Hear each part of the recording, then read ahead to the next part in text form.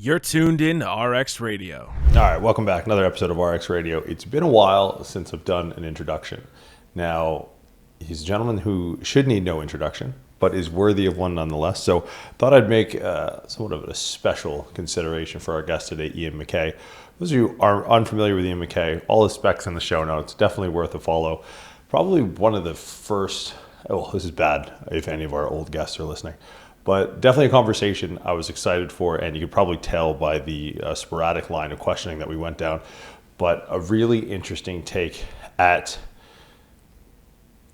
Ian, someone who can play with ideas really well, but also not take it too seriously. So we kind of, a lot of twists and turns in the conversation. He's a coach, he's a business owner, owner of Reflection Studios, and also does some really interesting things with the Indigenous community up in Northern Ontario. So I think he's a great example of just how far the fitness industry can take you. I know this like Instagram podcast space looks a lot at, the digital business and, getting on your laptop and coaching from Bali or some bullshit like that. But he's sort of this exemplar of, there's a lot of different roads that knowing a lot about this type of thing can take you. Those roads can take you a lot of places.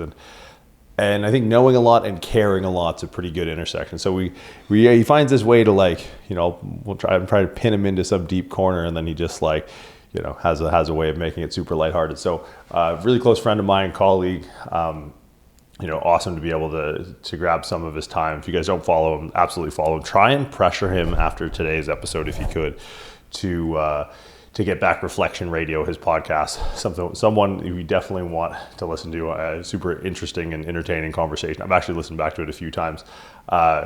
Just sort of pearls of wisdom. So anyways, I hope you guys enjoy the episode. Ian McKay of Reflection Studios, Fort Frances, Ontario. Ian, thank you again so much for your time. I never know I've tried to, over the course of the last couple of months, try just like the very formal introduction of like, Ian McKay, welcome to the show.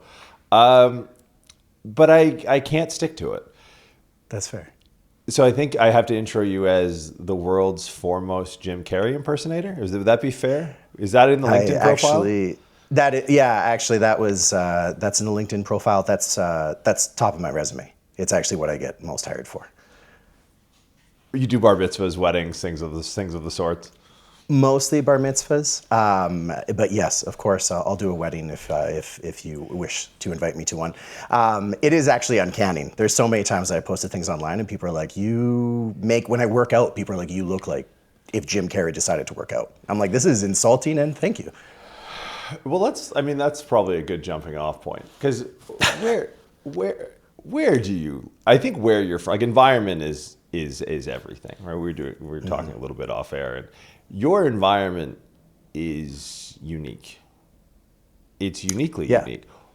Tell me, for the elevator pitch for those who are unfamiliar with your day job and side gig as the world's foremost Jim Carrey impersonator, give me like the 30,000 foot, because I know enough to know I want to know more. So we're going to do this live on air. Like, when people ask you, like, what do you do and where do you do it? What do you tell them? This is okay, how do you start a podcast with the most complicated question? It's a jumping off point is just, I guess, I've kind of done everything. I've never niched out, as you should, in a career. So I started personal training when I was young. I live in Fort Frances, Ontario, which is nowhere. I started when I was 18 personal training in Winnipeg, and got a sports science degree. Was like, I'm going to do my whole thing with athletic therapy. Thank God I didn't follow through with that. And then, that transpires into moving back here and starting a gym, but also simultaneously working as an Indigenous health educator. So we have a large Indigenous population here. So I work to build gyms within those local communities of our Indigenous population on Treaty 3 territory. I run my own gym, Reflection Studio, which is kind of for sports teams, general pop, everything like that. And I guess I to your point, I'm actually just a person that doesn't know what he's doing other than looking for all the experiences I can gather. And I think that's why we get along. One of the many reasons we get along. But I want to dig into Fort Frances, because I've lived in Ontario most of my formidable years. How many people are in the town that you live and work in? Right now, like I think the sign says like 8,000, but that's like a district, I believe, and it's more about, it used to be a mill town. The mill shut down, now it's kind of a mine town, so it's an industry town. I'd probably say right now closer to like 5,000 spread throughout. Okay, because I think you've lived something of most people's career in a microcosm, and you've done it in a very short amount of time. Do you feel that? I do. I was thinking about this. I was thinking about this. I've worked with athletes, OHL, AHL. I've ended up working with, and I think that's because I'm in this space that I have the opportunities to do that. I've worked in hospice and palliative care. I've worked with different populations with health discrepancies.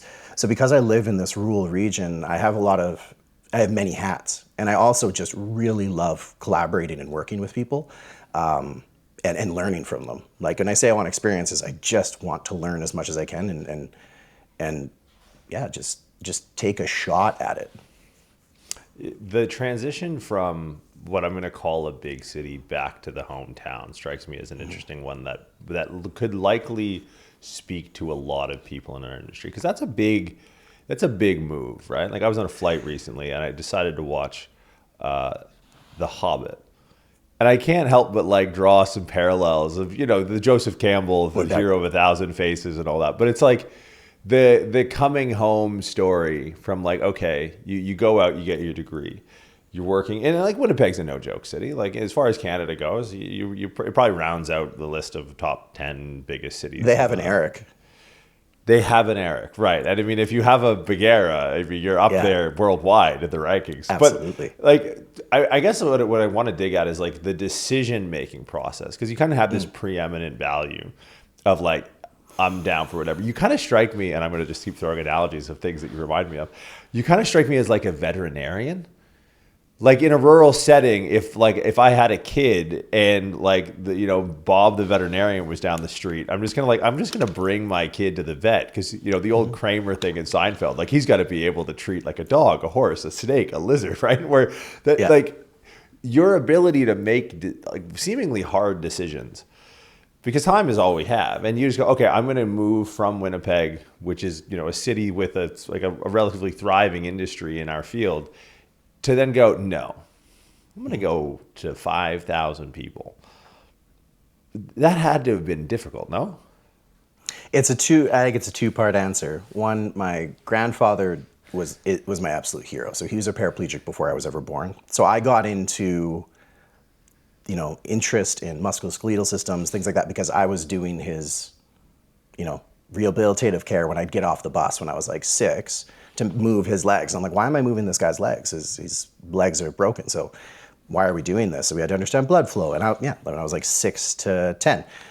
So when I was in Winnipeg, he started to pass away. And that value-based decision-making is something that I value so much in this industry. And I hope we can kind of lead into that more, because I didn't want to. In fact, I was very, very depressed. I was very, very upset to move back here. Because that's like, 21? I was 21, 22. And I didn't know what I was doing, right? I didn't finish what I started, but I knew that I had to be there when my grandfather passed. So I moved back.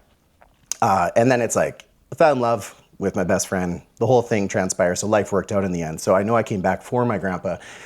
But then I really just started to look for set your sights on the right things. Like you can pity yourself all you want, but at the end of the day, you are where you're at. And then I just really looked into what is the blue ocean, right? When I'm in a city, it's the red, right? There's trainers everywhere, right? When I move back here, I have 2 responsibilities: to become the authority and also maintain a sense of humility. Because if I'm one of the only ones here and I become the authority, I also am losing credibility, because I don't have the people to feed me the fact that I have to have epistemic humility, right? I have to kind of grander this broader sense of what I'm becoming. So when you're alone in a space, it's not a safer space for who you're trying to become, but it is a more profitable potential. Yeah. Okay. Well, let's dig into that, because it is paradoxical to sort of the way we see trends in the industry, right? Like, one of the things that resonated with me most is a podcast I did with Joe DeFranco. And he I forget the context in which he said it, but he's like, yeah, back in my day, you had to do one thing, and that was be famous in your hometown. Yeah. Right? And I would imagine, and I hope to one day find out, that is likely the case, right? Like, with this sort of two-prong approach, one of that is like, okay, I have 5,000 people around me. Yeah. They probably all know you and your studio. Yeah, and we try to do a lot of like outreach, and we try to get out there and just be part of the community. And like when I opened the studio, transitioning from my job right before COVID. So it was like, if I didn't have a sense of community, there was a lot of my friends that were in cities, in Toronto, and different, they had to close down, right? Whereas for me, people are like, hey, here's $1,000. When we reopen, I'm coming to see you. You take it now. You just stay alive, right? You make shit happen. That's what a small community is. That's so people knowing me is also just the fact that we take care of each other. It's not knowing, it's not just knowing, it's caring. Right, so I would love to say I'm definitely famous, but I think it's easy to become that, and I do. I kind of have my heart on my sleeve a lot of the time. That Jim Carrey idea is real. I am kind of an outgoing character, and I want to participate, but I'm totally an intrinsic person. But I like to get out there and do what I can. So, was the transition like going to Winnipeg, getting into school, kind of having these big plans, and then 21, I remember what I was like at 21. It's like you could conquer the world at 21. Was there internal resistance in going like, no, okay, I'm gonna lay down roots here, and like, not give up on the dream, but was there, because I think there's something to be gleaned from small town values at scale, and I think one of the things that stop people from getting big time impact is they turn their back on that small town value. Like, were you at odds with yourself? Like, oh fuck, like, or was it like, did you always sort of have that embrace of like, okay, like we're gonna make hay where the sun shines? Again, kind of my grandpa, he was like really Irish, so it's you take the little potatoes with the big potatoes. Yeah, you gotta go through it. No, I don't think so. Like as young men that we see nowadays, it's like I am someone who suffered with like going through bouts of, we'll call it mental illness, but it's just also just like, where are we actually headed in life? And really I have a philosophical mindset. And then that actually creates a lot of contradictions. But yeah, I'd say I definitely felt I didn't know where I was going. So I was like, oh shit, I'm going to set up roots here, but I am going to figure it out. And then thankfully, when I moved back, I met my now wife. Again, we were friends from before. And she's a massage therapist. So it was just kind of everything came together, that what I loved about training, about people, I got to be with her. I got a job that was still within a realm, but it actually taught me way more. I'm a much better practitioner now because I had to do something that wasn't just training. I definitely feel I was nervous and scared at times. What the fuck are you gonna do? You just gotta be nervous and scared sometimes. Right. Yeah. Now, with your current situation, like I would imagine for you to grow your book of business, and this is like a conversation I've had a lot lately with people, is like I'll ask them the question like, okay, what piece of technology is gonna help grow your business the most? And I get the same predictable like answers, like what apps are you gonna? And everyone's like, well, I'm trying to like grow my Instagram, blah blah blah, the TikTok or whatever the fuck. And I push back and I go, what about iMessage? Isn't iMessage probably the best app you have on your phone to grow your business? Like, is it really the TikTok? Like, how many how many contacts do you have in your phone, and versus like followers you have on Instagram or something like that? I'm curious how you, in a small town, deal with some of the, sort of the noise that we have in the superimposition of the social media age and what we do one-to-one. Like how are you keeping that on checks and balances? Because like you obviously have things that draw your attention, like I'm going to say in real life, but there is or at least we're sold on the idea that there's this passive intrinsic value of having a digital presence. Yeah, I just struggle with it, right? Like I think we all do. Thanks. But God damn it, man! Yeah, I really wanted the answer. I completely understand. Now that's the thing, is like because I'm in a small town, I'm my enemy, because it's just like, I'm not, I'm a caring person. That doesn't make me super business savvy. So I'll just like meet people. I know them. When you're friends with everyone, it's harder to do business. So that is something that becomes challenging. But one, I recognize it's not real. Like it's not a real thing, and it's not a necessity for me. You're right. It's the iMessage. It's just texting someone. It's just setting up conversations with people. And I think that's what's happening in the industry. We're really focused on getting these nitty gritty details about, optimization, and we're getting nitty gritty details about, how do I set up my business to really thrive? And it's like, yeah, but who you are is why your business thrives. And if you are trying to curate a presence online, but you can't maintain that when the people actually sign up, then you're fucked anyways. So when I think about like technology and what it's adding to the industry, it's a tool. Every tool can add something. I struggle with it because I am part of the noise, and I actually like just being a shit disturber, if you haven't noticed. So like for me too, it's like, let's take Eric for an example. Eric is a long form writer format on Instagram. That's his space, and I love him for it. But that's not what necessarily it's used for, but he's made it his own, so it now is what it's used for. And I think I admire that about him, because he knows where he can put himself, and he knows the population is going to grow. So no matter what people are trying to accomplish with technology and the tools they need or anything, it is still about human connection. And that's actually what people should focus on more. If there's the soft values of coaching, is actually like, hey, just fucking shoot the shit with some people and and text people back. You are interestingly juxtaposed. You mentioned earlier that you're philosophical, and it makes you almost contradictory to yourself. And I think anyone that kind of takes a hard look in the mirror can resonate with that. Because I'm most interested not about your Reflection Studio account, about your Vantageverse account. Because from the same brain that brought you, and I'm paraphrasing, shoved dandelion root up your ass. I will be sure to pull the clip for that. You kind of brings this separate account of these philosophical musings. How do you square what you, and no rhyme intended, although there is a lot of poetry on the account, which I enjoy. How do you square what you share? This is something, and this is basically a personal interview for my own mental sanity. Because it's like, I don't care where this gets. Well, because like the philosophical stuff, obviously, I mean, maybe not obviously, but I resonate a lot with what you share on that account. But I'm curious how you keep, or if you think that, like, are you an open book policy with your social media, or do you keep things sanctimonious? Like, how do you balance that? As far as like, I think a big part of and I almost feel bad wording it this way, but a big part of the personal brand you've created is around the juxtaposition. And a personal brand is just a byproduct of the stuff that you share, right? Like the juxtaposition of you putting the dandelion root, let's call it an expose. The expose of the dandelion root, and but also going to the Vantageverse side and going like, okay, is there a metacognition in the way you approach your digital avatar, or is it kind of just like, yeah, I'm going to put this up, I'm feeling it? Like, is there buyer's remorse? Is there, how do you manage that? It's an interest.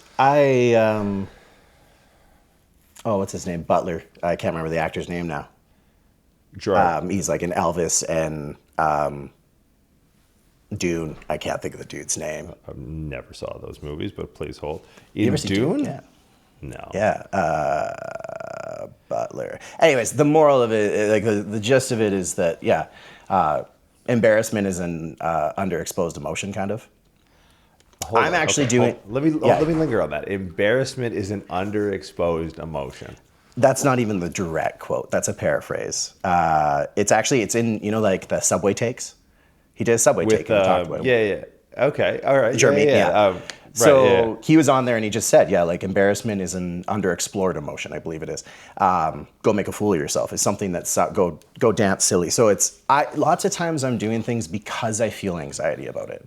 As someone that I believe, I yearn for expression, right? It's something like experience and expression are kind of the root of what I'm trying to do. But I was also raised in the fucking 90s where like, don't be cool. Like, you know what I mean? Like, that's not cool. So I have these, it's definitely, if there's a metacognition to it, it's going to be that I'm thinking that I don't feel comfortable doing this, and that's exactly why I need to do it. For writing poetry, I've never written poetry, but I appreciate it and the way that my mind works versus long form. Like, I love your Substacks. You are such a good long form writer, and you can take concepts and bring it all the way through, where I'll struggle with that. Whereas I find poetry lets it be loose and I can express myself. So all of these things, I believe, are just ways that I want to have an experience in life and offer it. The one thing I love about social media is you can just fucking unfollow. If you don't like this shit, get the fuck out.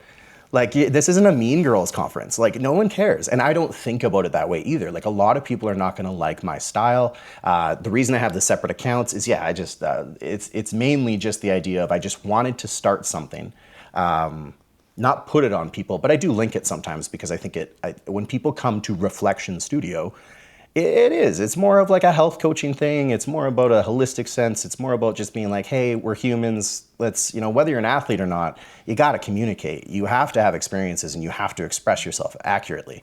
And language is both a gift and a constraint. So we have to use it in a broad sense in different ways.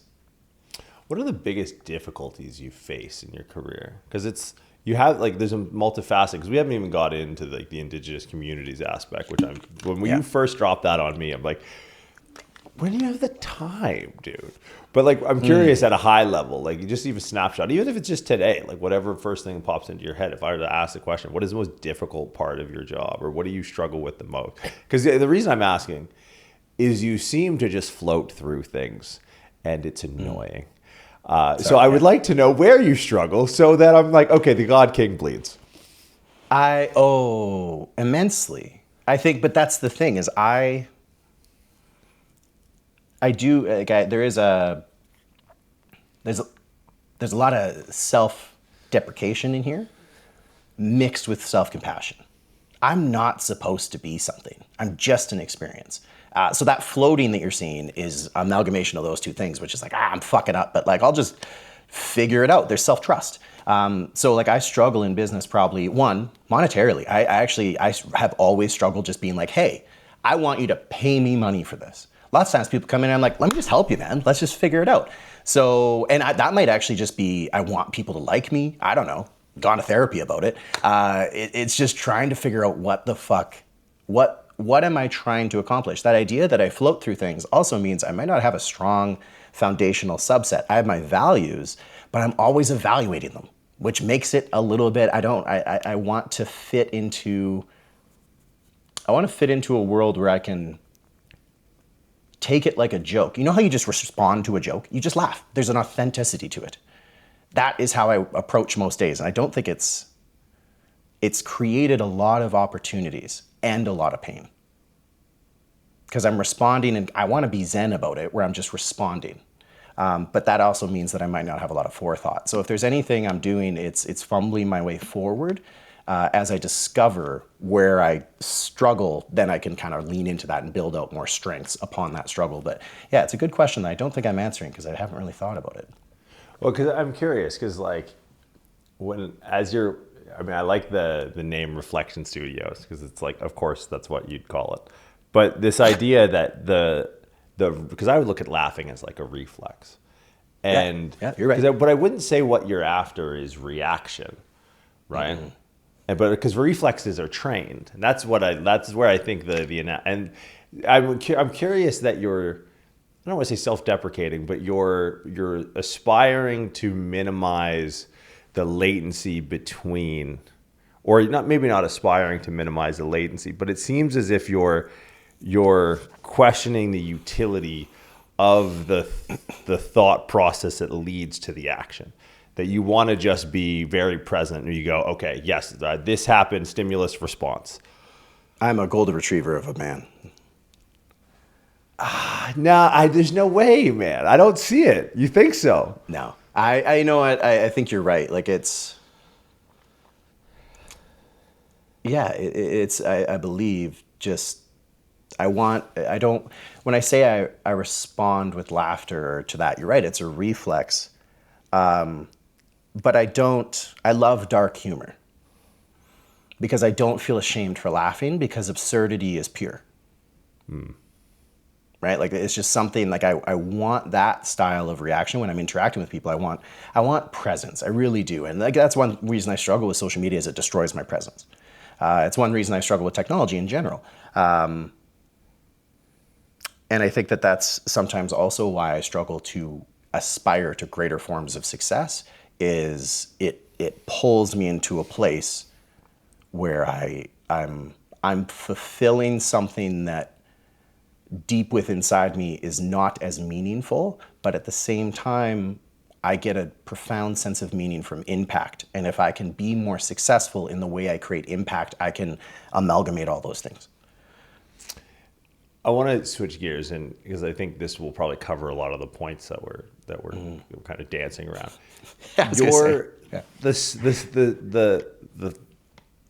I mean, I'm remiss to call it a business, but the part of your job that builds gyms for Indigenous communities in Canada. I'm curious if that's inception. I'm curious if that's execution. But I'm also curious to our most recent conversation, what that does for you. Because I would imagine it's probably a government thing. There's probably a lot of things that are taking you out of the present moment. There's probably a lot of paperwork. There's probably a lot of meetings. But there's probably a lot of impact. How did you just kind of, I don't want to say stumble into this, but it's one of the more unique fitness adjacent roles I've ever heard of. And of course you'd be the one to find it. I stumbled. Yeah, you're right. Again, when I came here, I didn't know what I was doing. So I was lucky enough to apply at a GHAC, an Indigenous Health Authority. And I was a health educator. So I was going to the gyms and I was actually kind of working as a trainer. I taught cooking classes. I did a bunch of different things. So I did smoking cessation. So I would, work with a nurse practitioner to prescribe Champex and patches and inhalers and that kind of stuff to reduce the dependence on tobacco while still honoring the Indigenous connection to tobacco. So there's a lot of beautiful opportunities I was given through stumbling, but I do lean in a lot. And I think that's the thing. So once I was in that position, I also noticed that oh man, I'm working for a government. And I don't know if you know this about the government, but it's highly ineffective. So I was like, I feel like I can make an impact if I just do this as something adjacent for myself. So I quit that. So there wasn't this conflict of interest. But then I was like, okay, I'm going to build these gyms to the communities that I've already been in, right? So it's like, that's the thing is I was like, okay, if I'm coming up here and training you, you don't have the resources here, right? And it's not going to draw your clientele, your community into this space because you're right, everything is environment. We need to set up an environment to have less friction and more appeal. We need to draw people into gyms. We need to draw a sense of community around wellness. It's not this thing, we as athletes like it. And I think that's one thing that I struggle with is I've had the great opportunity to work with, fairly, I appreciate that I get to work with AHL, OHL players, that kind of totally different population than, people who are living in more isolated communities, less resources, or even just general population. Like the amount of stuff that goes online right now of trying to get nitty gritty with people's training programs. It's that's the upper echelon of people. That's not who 90% of trainers will ever work with. It's not even worth its time. So for me, I was pushed into these scenarios and I just leaned into it to be like, this is a need. It's a necessity if we're going to be serious about what we're trying to do here, which is, when I worked at the government, it was just get these numbers, make sure this many people show up. Don't fucking worry about the outcome. Just make sure that you get numbers of people that are in a room with you. Well, fucked, right? That doesn't make any sense to me. So there was an inherent frustration. I was like, I can't do this anymore. So I had to, one, for my own moral superiority, maybe. I had to lean in and be like, nah, I can fucking do this better. And yeah, that's something that I still continue want to grow out because I appreciate it. And it just was, like I said, it's a necessity and it's also something that I saw an opportunity in. And I think that's part of business is just knowing where opportunities exist and what can you do about them? Because if you're like, that's not a good enough idea, says fucking who? Like, just do it, just try. I'm curious how you, or if you've ever struggled with, and I'm going to air quote burnout because it seems like even the word burnout is burnt out.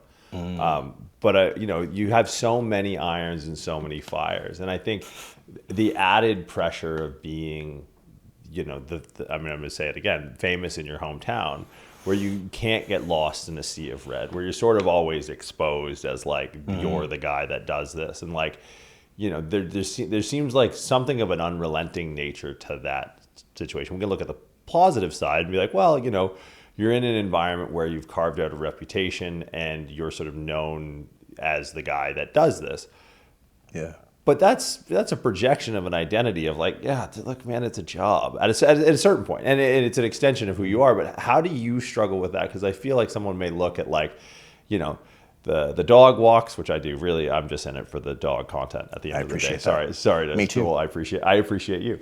And they look at the scenery and go, it must be so relaxing. And I look at it and go, I'm a blip on a radar. Like, I'm living in a shoebox in the sky. I could disappear tomorrow, and very well likely may. You're actually more in the crosshairs of your environment than most people lead on. How do you manage that? How do you manage the wearing of so many hats in a place where everyone can see what's on your head?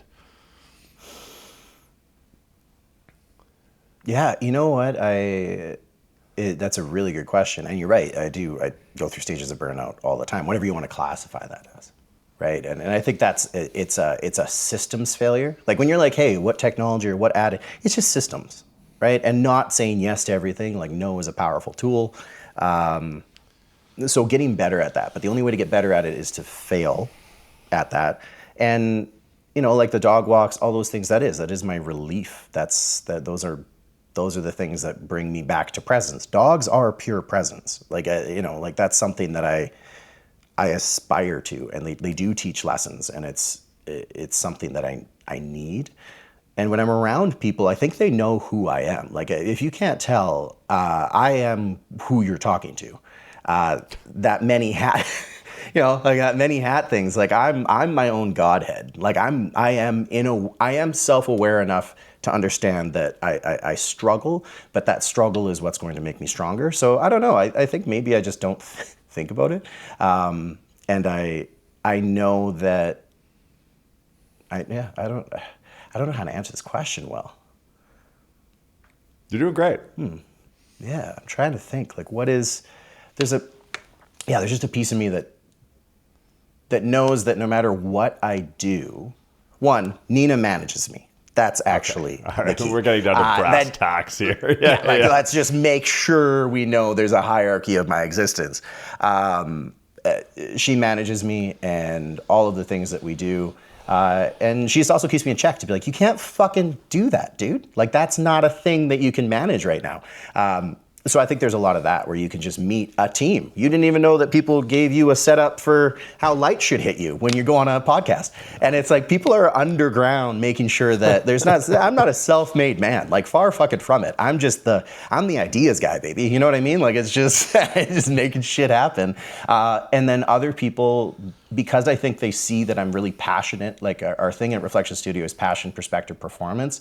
I think they see that I'm passionate. I think I can explain my perspective of where it's coming from and why I think it instills a lot of value, and people can kind of evaluate that with me. And then we perform from that, right? We set ourselves up to say like, we can make this shit happen, right?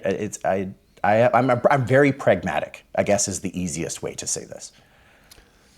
Okay, it kind of brings rise to another question and it's been kind of burning in my head. Well, since I met you, but in through the duration of this conversation, you mentioned earlier, and I brought it up since, the idea of being a philosophical being. I think if anyone was uncertain of whether or not that was true, they more or less have rid themselves of those uncertainties by this point in the conversation. But because one of the things that I've noticed, and I keep myself in check as I'm looking past my computer at like a bunch of books that would pretty much make me question my entire existence, and have.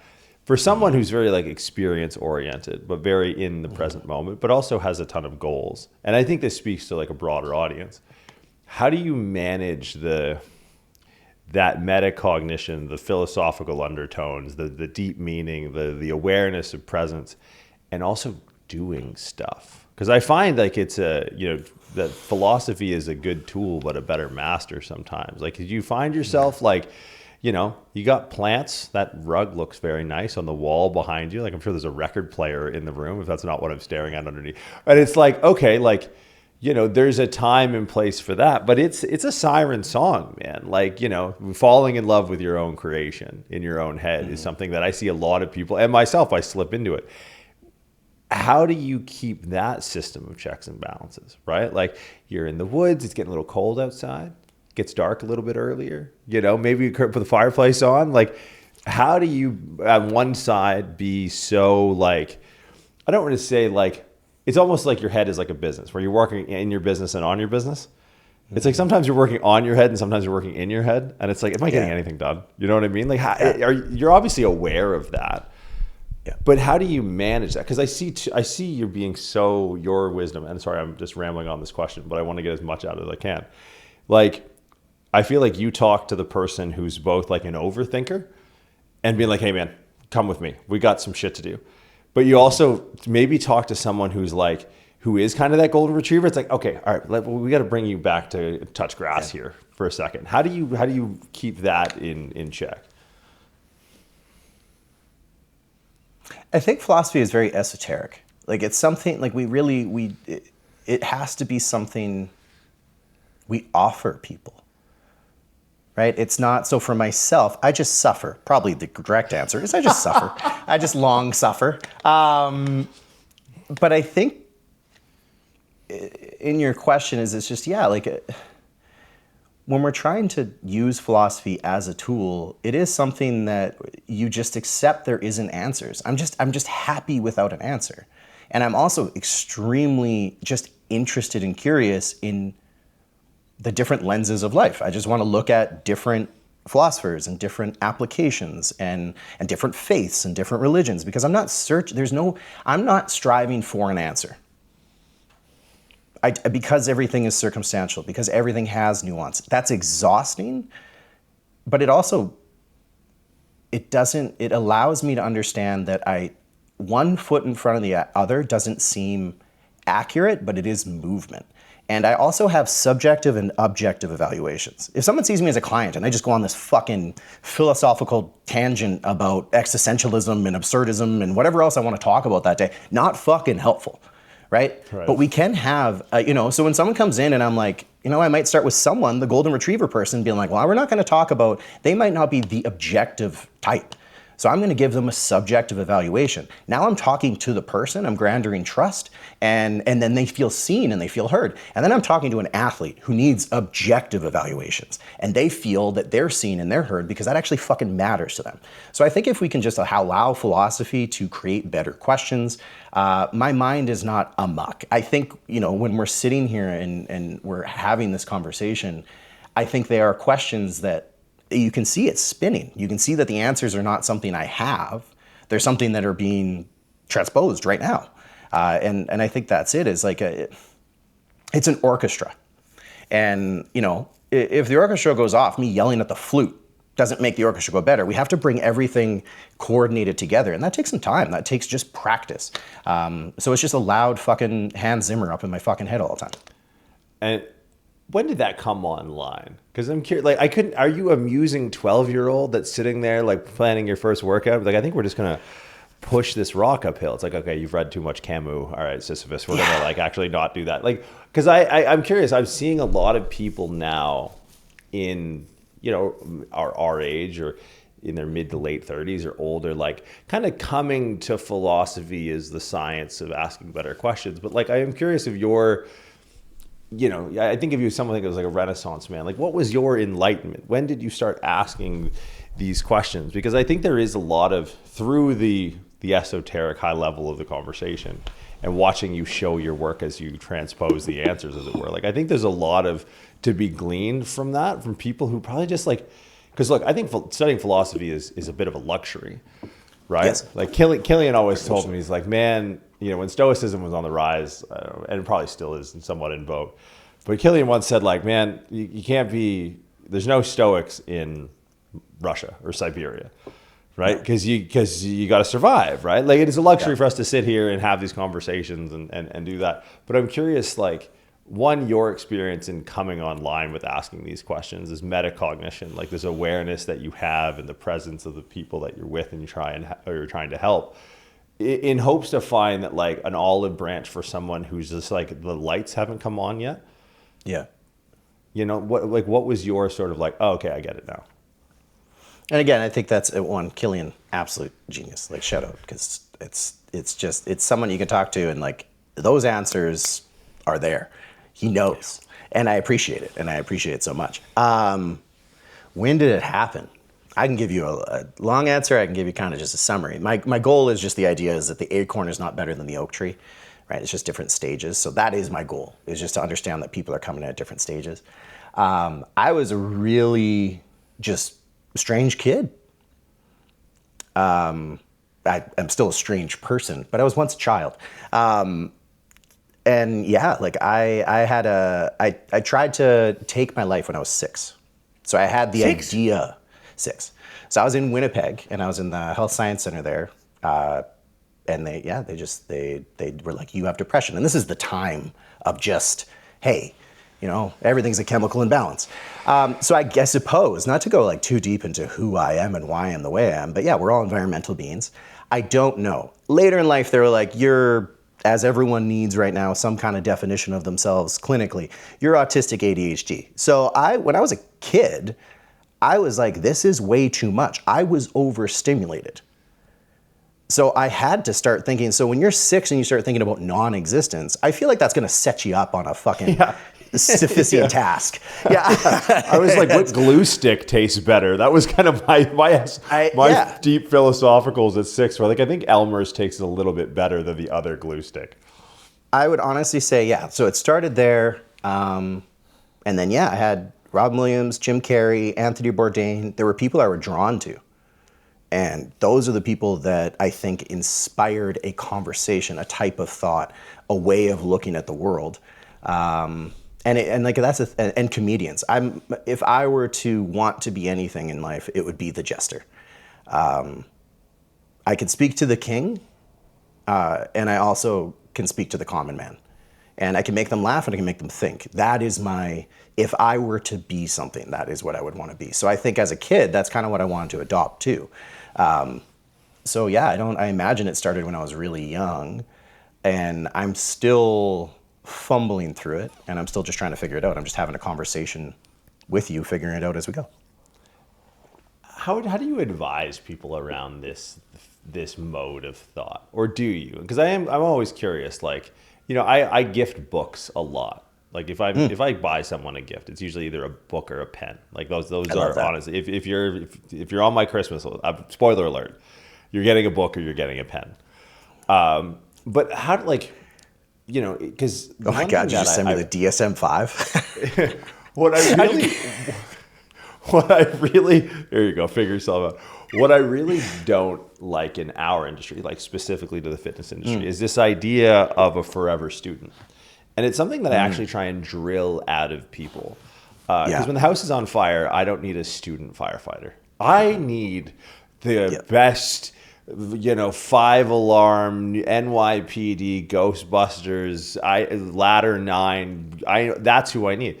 And when you're showing up for people, it's one thing to show up with this epistemic humility, but it's another thing to know that if the house is on fire, that you have the badge and the hose and you know what the fuck you're doing. Yeah. So it's like, in the same breath as we're having conversations, we're figuring this out, it's all sort of ebbing and flowing. At a certain point, undoubtedly, and especially maybe even more so in your case, just given your like geographic location, you're wearing one of those hats that you're wearing is a meaningful and potent advisor to a lot of people. How do you, if philosophy has been what I would assume to be a net positive in your life, how do you instruct people around navigating and establishing their own philosophical worldview? Like, is that a conversation that you're comfortable at having? Are you able to kind of take the reins and be like, okay, hey, look, or how do you lead people to that? This is a really good question. I don't think I'm comfortable. I think it's necessary. Like, I think we're in a time where we don't have a lot of third spaces. People don't go to church. You can see them leaning into stoicism or whatever they want to attach to. I'm not a big belief guy, right? And like, that's the thing, is I am a contradiction because I absolutely adore science and rigor and data. It matters. We need to make fucking decisions in this life. If I'm pragmatic, I also have to be confident in the decisions I make. But I take the environmental conclusions and consequences very seriously when people have conversations with me. So I think about a person. I don't think about what they're telling me. I also think about why they're telling me, who it is when they're telling me. Are they humble about it? Are they scared to tell me? Are they doing all those things? So you're trying to absorb all of these concepts of complex humanity, the soup of metacognition, and then just ask them a question. Because at the end of the day, like, brains don't like being told what to do. They like to understand something, right? So I need to be confident enough to ask them a question that leads them to that understanding. I don't normally tell them anything. I don't feel comfortable about it. One, I'm not a therapist. We're not having discussions about that. We're just having discussions about, you are here, you are existing, death is coming, and you need to make decisions on how you wish to exist. This is something that's happening in real time. What do you think? Life is not that serious, but you should be sincere in it. And that's something that I try to embody. So when I have conversations with people, I don't tend to feel insecure about having them, but I am just having them. It's not something I have this guiding light where I'm following it. I'm just like, let's get there together. My goal is just to walk people home through the dark. We're all just fucking heading where we're heading. Let's just make sure that everyone feels like they're safe while they're going there. So having these discussions that are philosophical, I don't tend to quote philosophers. I don't do any of that shit. I know that we don't have, again, those third spaces that people are searching for. And Reflection Studio was kind of the premise of that. And one of the greatest gifts I ever had was someone coming in and being like, thanks, this is actually a third space for me. This is where I can actually feel that I'm developing myself. And I think as coaches, that's all we really want to do, is we want to help with development. When I think of doctors, and you might be able to speak to this as a chiropractor. No, I can't. I'm just going to story you, I can't. Eileen, you see me like say that and just completely shut? You take this long game of education where it's very much so, like doctors, surgeons, you end up just gathering time, doing stuff and learning things. Whereas if you're an athlete, if you're a musician, you are coached. You are constantly criticized and ridiculed and helped to grow because you have such faith and trust in another person of humanity that does this skill well. And if you're a good coach, you want them to do it better than even you can do it. So coaching, in essence, is asking better questions, like you've said, in a way that they have an ability to answer it in a multitude of ways. Like I want my clients to have the ability to, a mark of an educated mind is being able to have two thoughts simultaneously that might be contradictory, right? We can apply this circumstance. And that's what I want for clients. That's what I want for all of humanity, is not to walk through life with beliefs, but an underpinning, an undertone of, like I said, experience and exposure and conversations where we can all find common ground, but we have to stick to what works for us. And yeah, I don't know. That's kind of a ramble way to say it, I guess. That's what I'm after. I'm after all the rambled ways. When you're training now, because I mean the X's and O's, not to say I'm not interested in them, because they're a big part of my job. How are you? I don't want to say implementing, but like how does? And I feel like I've just gone down the path of typecasting you as the deepest thinker that I know, because I think you are. Far from it. You don't think? No. Because that's the same thing to you. I have purchased your Substack. You know what I mean? Like I'm just like, I'm what? in Why? this. Okay, when I figure out how to give you your money back, I'll do that. But this is the thing I really want. I want a new renaissance. I want to support people who are putting thought out. I want people to have, if there's anything about social media we need, it's the idea that we can have exposure to new ideas without threat. And we can take information that's well known and apply it in a nuanced and new circumstantial way. We can take this useless research, but apply it in a way that it becomes profound. So all of these things kind of come together. Sorry, I kind of went off track there, but No, well, I mean, I'm glad you did, because I think it derailed me to a better question. If you were to start now,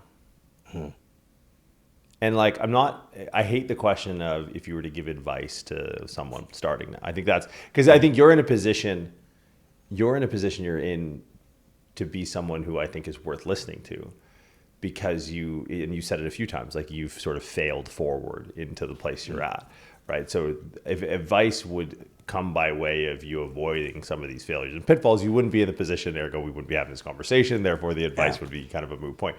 But if you, knowing what you know now, were to start over, how would you approach it? Because like this is a lead into a question, and I'll tell you that I am deliberately leading the witnesses. Do you think in 10 years you're still going to be doing what you're doing? So 2 questions. If you were to start now, what would you? Because I think that's where a lot of people struggle, because it does seem like this industry is a fucking snake pit.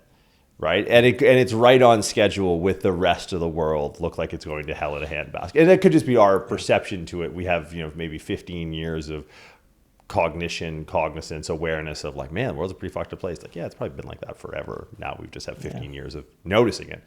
But if you were to start today over, what are you doing?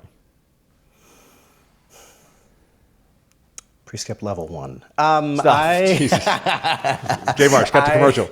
Yeah, I would say, you know what I do. Okay, jokes aside, I do want to speak to that, because this was the first. That every other system in this industry is telling you that you do it away.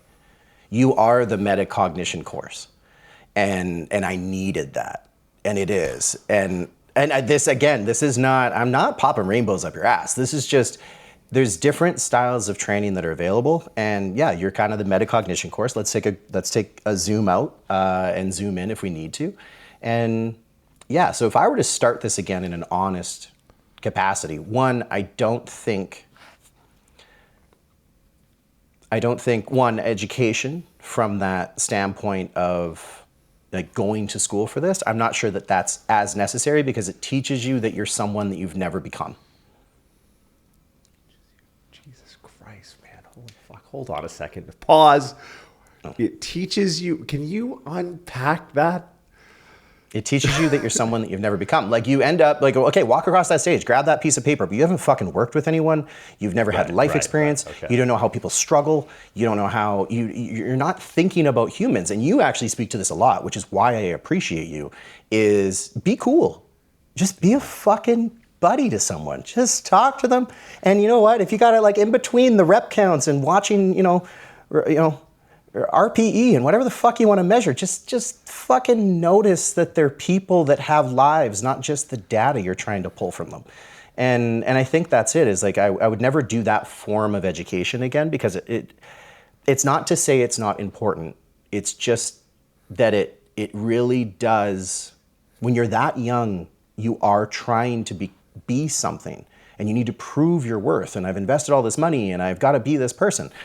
And it's like, yeah, but you're not really a thing. You're just on paper, and you need to be a human first. So I think that would be my biggest takeaway. And actually, like, Stu Locke kind of said the same thing. Like, he was out the other day on Instagram putting out one of his fucking banger. This is a guy that leads with value in the most heinous ways, and I fucking love it. I love it. Yeah, Stu, man, when he talks, you listen. I'll tell you what, that guy. Yeah, and like, I think that's the beautiful thing, is I feel like me and Stu coach in similar ways on opposite ends of the spectrum. Spectrum's a great word. The spectrum's a great word. So let me ask you, you would still be in the industry though? If you were to, like, when I mean start over, I don't mean start over. Like, I mean start over. Like, zoom out life. past it. Like, I guess more so from a professional perspective. Like, in some ways, Swedish. man. Okay, yeah. I mean, I'd actually, never mind. I don't want to go down that road. Like, I sometimes think that I got into training the same way people get into stripping. It's like, I'm just going to do it through college. I'm going to do it paper school, and the next thing you know, I'm 35 and I'm the equivalent of like going up there on a Tuesday with a C-section. I'm like, man, should I still be doing this? Like, you know what I mean? Like, so, but like your heart of hearts, even now, like it seemed like the default, and it could have just been leading the witness, but it seems like there's not a universe where, being in the realm of this coaching space is not what you do. Like you're in this if you believe in, many worlds theory, there's not a universe that exists where you're not in the industry that we're in. I struggled to schedule this podcast. You know what I mean? Like I don't have, my forethought is weak. I fumble towards existence, but like my Henry Rollins, like my work boots, my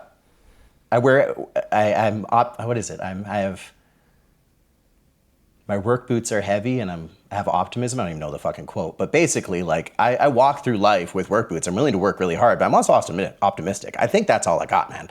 Like I don't think the many worlds theory is like the exposure and the experience of who I am and what would have to be fundamentally different, because I actually, heart of hearts, I believe coaching is the missing catalyst to most people's well-being.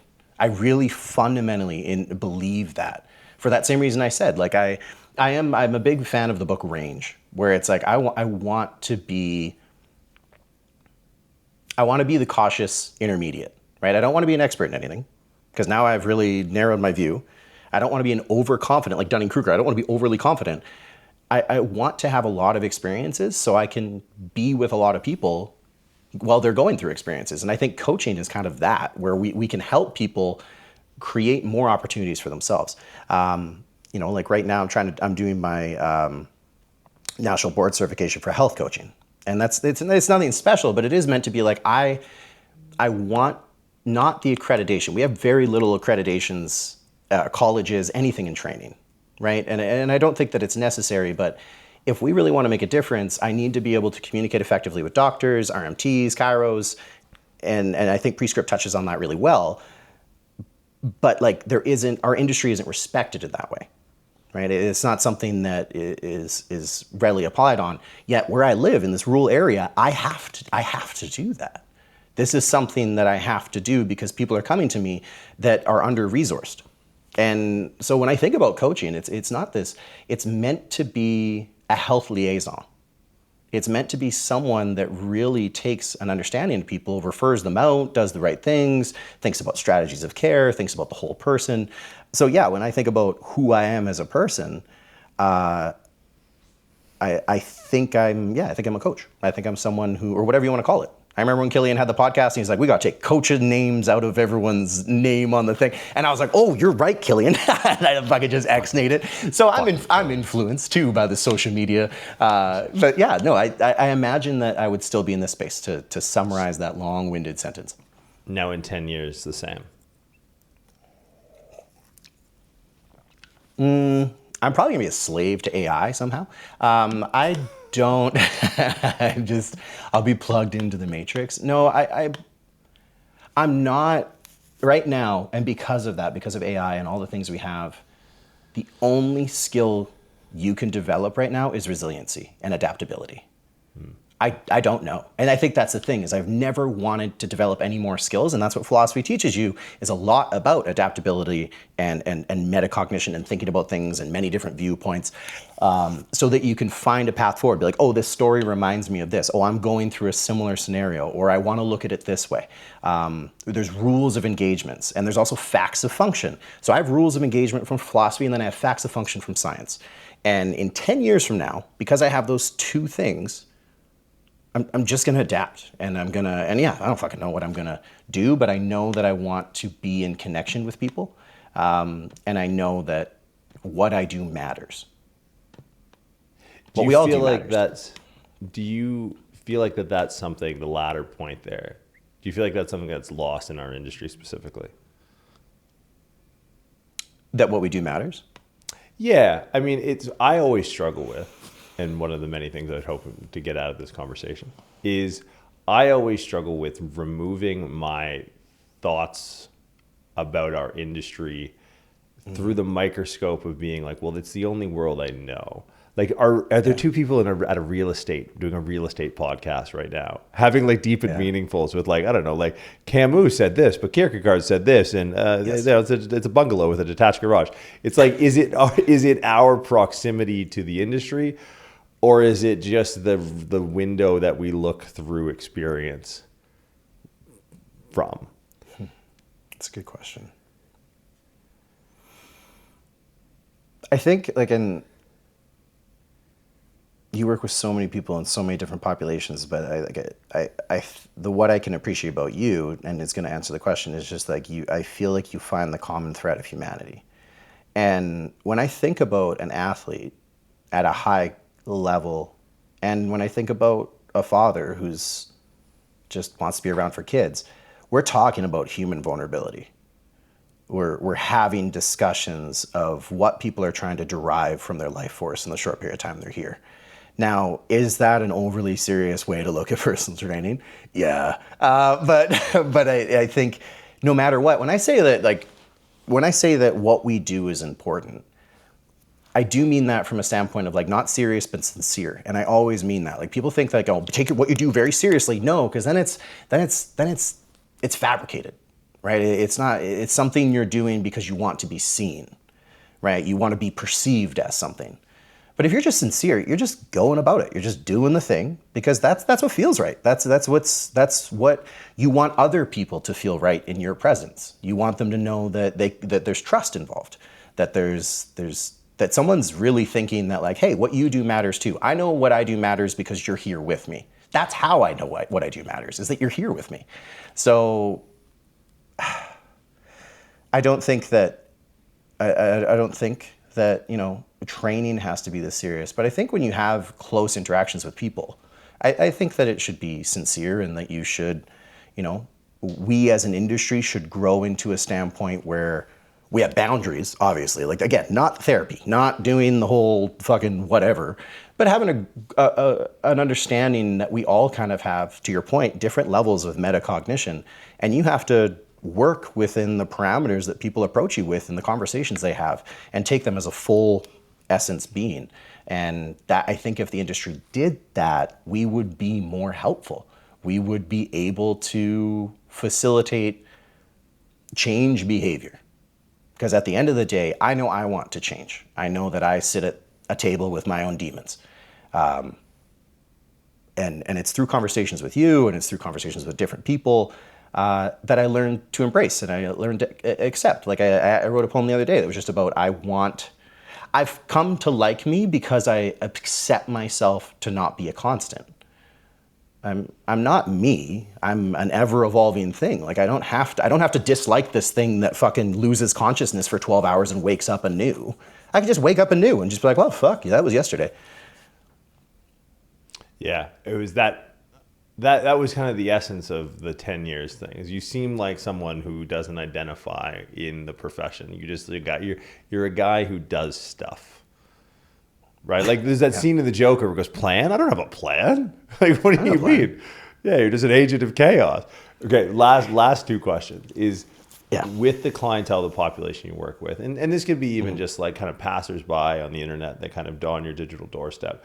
What piece of advice or what conversation are you finding yourself having most often now?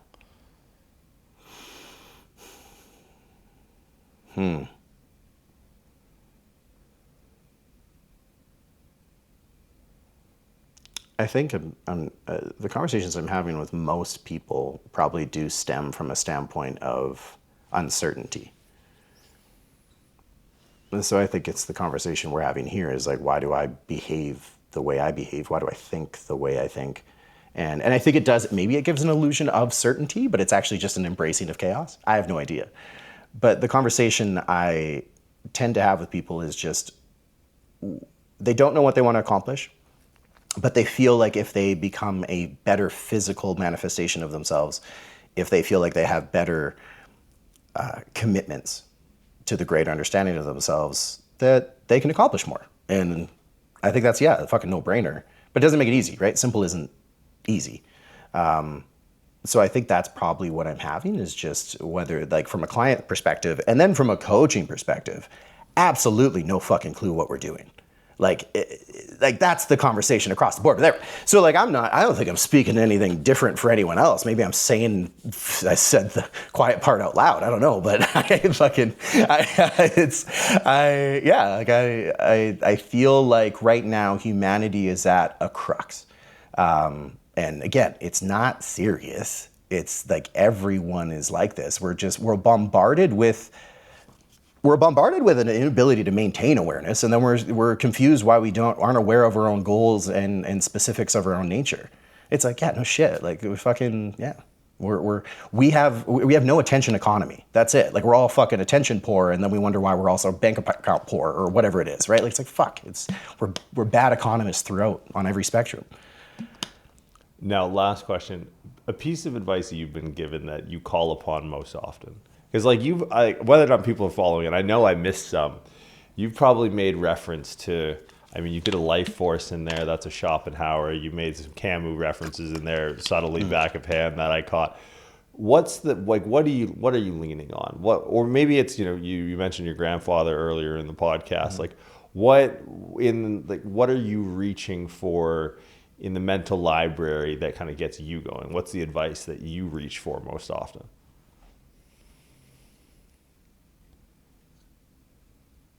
Oof, that's a Rolodex.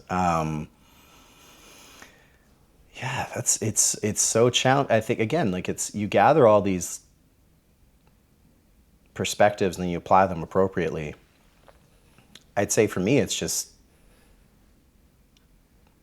there is no spoon. There is no spoon. Yes. Oh my God. Okay. Explain that. It's just a Matrix reference, but I think it is. It's like this is all an illusionary state. Like we are the sum of everything in which we have experienced. We're the child we once were. We're the hopeful of what will be tomorrow. No matter what, I can drop out of consciousness whenever I want. I can drop any form of anger, any form of uncertainty, any form of anxiety. I'm just gonna drop. Consciousness is a multi-leveled thing, and if I'm able to go into deep sleep and fucking run it dry, like nothing but just the bare bones wherever I go, then that already exists within the physical realm that I embody. So for me, there is no spoon. There's no actual sense of reality. This is a ride. It's Bill Hicks. I guess Bill Hicks. Let's go here. It's a fucking ride, right? We all know it's like the people that show up to say like, hey, this is just a ride, we kill them right away because we are too attached to this. And that's not, like I'm kind of an existential optimist. It's like it none of it matters, right? Like it's not that big of a deal. And that's what I mean about sincerity. It's just do the things. Just do the things. Because at the end of the day, when the sun fucking explodes and everything, like people are going to be like, remember when Ian said that on a podcast? Like, you create meaning. So the anxiety you feel, you give meaning to. Like it's like my piece of advice is just like get the fuck over yourself. You're not even who you are, right? Are you who you thought you were going to be 10 years ago? I mean, after you dropped the fucking Lawrence Fishburne after Schopenhauer, I'm not who I was 5 minutes ago. I don't know if that's, and you know what? And this is also, I am not on a cloud. I'm not floating in I am struggling through the muck and the bullshit and this, as much as I say this is also a facade, so me, for instance, I get on here and and I think this is the thing, is like, we need to take onus of what we are doing in the present moment. I am talking to someone that I both appreciate and admire, right? Like you're a colleague, a friend, a mentor. Is that going to change the way that I address this? Did I have anxiety before coming on here? Did I have, all of those are a resounding yes, but it doesn't change the fact you still just do it. But it does change how you might do it. Am I more comfortable at the 45-minute mark than I was at the 1-minute mark? Yeah, you know what I mean? Like all of these things are transpiring within my consciousness. And I think that people think this consciousness is an emergent property. I don't know, like where do you fall on this? And I don't mean to, I know we're kind of going off kilter here, but are you like a panpsychism kind of guy? Like I don't under you're a 100%. yeah. So Yeah, like I love that. First off, I'm gonna have to do a whole other episode of what panpsychism is, so people know what the fuck we're talking about. Well, oh yeah, like it's consciousness is at the center of this, without a doubt, right? Like that's for me, it's like that, and it's funny because like the word, like your worldview of being like the spoon doesn't exist is such an aphorism. Like it's such a you way to describe something so deep with like a pop culture reference about a spoon. Yeah. And it's like, you know, I would just like, I just, somewhere between the many worlds theory and the simulation theory is pretty much what gets me through the day. Like I'm no joke. I'll talk to my shrink in like 45 minutes and about 10 times in the hour, I'll go like, you know, the only way I get through it is I go, well, that's not, the number of times I say that's not real in a day is a lot. Like I'm walking down like Youngster going, oh, that's not real. And everyone's like, what the fuck did that guy just say? Mm-hmm. Yeah, panpsychism is to me the only way to travel. And that's, so like when I think of who I am, I'm ta-ta-ta, right? Like Sanskrit for like the suchness, all of this. Like I am speaking to me by talking to you. We are an experience of itself. And I know we're just going off the rails here, but if there's something that I have to embody, it's that. I am the thing on Yonge Street you said was not real. Mm. Like it's not profound. It's not, you know, it's just a way to understand what we don't understand and form a form of acceptance around that. And again, I'm not trying to solve anything. When we have conversations with people, I don't want to solve. The questions are the answers. By accepting the question as maintaining itself, it is actually steady. And steadiness is a good foundation. Oh, you, my friend, are mental catnip. I could sit here and talk to you all fucking day. I know we said it for the last couple of years, but now that I'm back, I'm going to make a road trip. You're only 105 hours by car away. Or a quick flight into, like I said, it's a cold, Minnesota? Desolate landscape. But pardon me? Your flight in Minnesota, there's a U.S. state that's closer to you. Is it Minnesota? We are, so International Falls, Minnesota is just a bridge away from us. So we go and get gas there. So basically it's just, you go to International Falls Airport, which is the icebox of America, which we border. Yeah. Okay. Got it. So right, I'll bring it's really close. I'll drive. I That's good. Put the drugs. I have. The drugs on there. So please don't bring them. There's so many. You see the fucking rugs behind me? Like I don't got some. Yeah. Well, man. I mean, I didn't know. I had, in the spirit of talking to you, I came in with no expectations, and in the spirit of knowing you, you've all but blown them away. So I appreciate you taking the time, man. It's long overdue, and I think, you know, you offer such. I think the paradoxes and the juxtapositions that you, even if we're not looking any further than just your career, I think the insights that you offer, if people are willing to look for them or to see them, are so profound at scale. Like all the problems that people come to me with about their career and the industry and all this, and meanwhile you're just kind of like sitting there like Gandalf the Grey out in the middle of the woods, just, you know, the spoon doesn't exist. You're like that right there. So there's something about the small town philosophy that I think really scales, that I think it really helps a lot of people. So we're going to put all the social stuff in the link in the bio, but I just really appreciate you taking the time, man. Like I know that a lot of the audience has this slant, but to watch you show your work was fucking amazing. That was, you're just like, well, that guy said a lot not knowing what he was saying. So that's great. I'm happy to be here. There is no spoon. No, I really appreciate you bringing me on and just being able to talk. I'm really excited to, it's actually just really nice to have a conversation where I'm actually forced into a form of consideration. Yeah. Yes. It fucking helps. That's what it's all about. It really is. It's great. But I really appreciate it. And if you want to find me on social media, probably don't. It's just chaos. That's it. I don't know, man. The Dandelion Root one was all time. I hope PubMed or whatever starts releasing more of these scientific studies, because that was. My therapist, back in the day, it was like, you should just do video monologues and like talk to yourself. And I did that. And then Nina's like, these are just fucking rants, like Bill Burr rants. So good. Yeah. All the time. And that's all I want. So yeah, it's under all of, and that's the interesting thing is like, when you go on there, you're going to see that I'm just like, bah. But like, I tend to walk around with a fair bit of, I hope, composure. Right. But I like that shtick. Like, I love Bill Burr and like people that kind of just, anger is a perfectly, or frustration, all emotions should be represented equally. Nothing wrong with them. But you shouldn't walk around. I just want to be content. And thank you for bringing me on today, because yeah, it makes me feel content. No, I appreciate it, man. Next one we'll do mics off and we'll do it in real life.